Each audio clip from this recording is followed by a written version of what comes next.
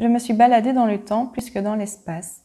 Ma formation est orientée du côté nature-science. Je suis intéressée par ce qui wilderness est sauvage versus tout ce qui n'est pas sauvage, culture, etc. C'était très enrichissant car au début du premier tour, la première chose que nous avons croisée, à gauche, c'est ce qu'on appelle un vallon sec. C'est un relief très pentu qu'on retrouve aussi en forêt de Soignes. C'est un relief qui date de la dernière glaciation, au moment où il n'y avait pas de forêt et où il y avait énormément de ruissellement. Je démarrais la balade dans la dernière glaciation. Les vallons secs se sont formés à cause du ruissellement dans les sables bruxelliens qui est très dur. Cela ne persiste qu'aux endroits où la forêt est arrivée depuis. En forêt de Soignes, on en retrouve, mais sur toute l'Ardenne ou la Wallonie, ça a été défriché à un moment ou à un autre, et il n'y a plus ce type de relief.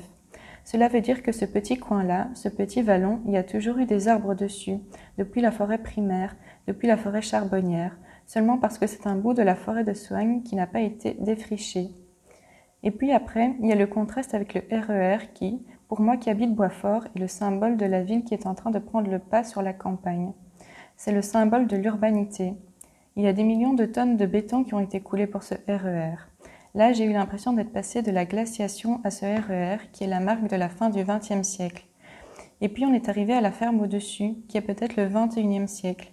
Et peut-être la dernière boucle, qui est la recolonisation du sauvage qui reprend place. J'ai eu l'impression de faire un circuit dans le temps. C'était chouette de ce point de vue-là. Il y avait énormément de contrastes. Ça, c'est ma balade.